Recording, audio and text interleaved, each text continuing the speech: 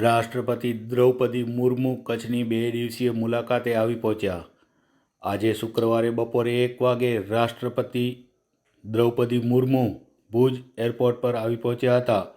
એરપોર્ટથી સીધા તેઓ સર્કિટ હાઉસ પહોંચ્યા હતા, જ્યાં તેમનું ભવ્ય સન્માન કરવામાં આવ્યું હતું. બાદમાં રાષ્ટ્રપતિએ સમૃદ્ધિ વનની મુલાકાત લીધી હતી, જ્યાંથી તેઓ વિશ્વ પ્રસિદ્ધ સફેદ રણની મુલાકાત માટે ધોરડો પહોંચ્યા હતા. ધોરડો ખાતે કચ્છી હસ્તકળાના કસબીઓ સાથે સંવાદ કર્યો હતો, તેમજ રોગાનાટ, મડવર્ક, ભરતકામ અને વણાટકામને પ્રત્યક્ષ નિહાળી તેઓ પ્રભાવિત થયા હતા. ધોરડો ખાતે પધારેલા રાષ્ટ્રપતિને ગુજરાતના રાજ્યપાલ આચાર્ય દેવવ્રતજી, પ્રભારી મંત્રી Prafulbhai Panseriya, Gujarat ટુરિઝમના managing director S.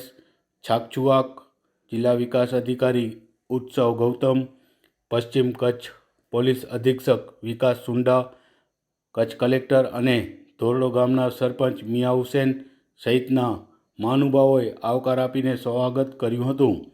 રાષ્ટ્રપતિ દ્રૌપદી મુર્મુજીએ ધોરડો ખાતે સફેદ રણમાં કેમલ સફારીની સવારી કરીને સૂર્યાસ્તનો આહલાદક નજારો નિહાળ્યો હતો. રાષ્ટ્રપતિએ સફેદ રણની રમણીય સાંજને માણતા કેવી રીતે ધોરડો ગામે દુનિયાના બેસ્ટ ટુરિઝમ વિલેજનો ખિતાબ હાંસલ કર્યો છે તેના વિશે વિસ્તૃત જાણકારી મેળવી હતી.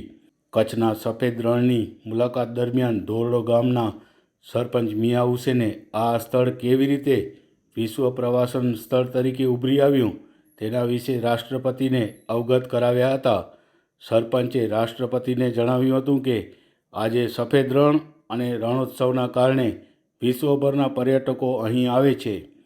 રણ વિસ્તારના તબક્કાવાર વિકાસ ધોરડો ગામના પ્રવાસનના કેન્દ્ર બનવા સાથે સ્થાનિક લોકોને રોજગારી ઉપલબ્ધ થઈ તે જાણીને ભારતના રાષ્ટ્રપતિ દ્રૌપદી મુર્મુજીએ આનંદની લાગણી વ્યક્ત કરી હતી. આ ઉપરાંત રાષ્ટ્રપતિએ ધોરડો સફેદ રણની મુલાકાતે આવેલા પ્રવાસીઓનું અભિવાદન ઝીલીને ધોરડોના વિકાસ માટેના પ્રયાસોને બિરદાવ્યા હતા.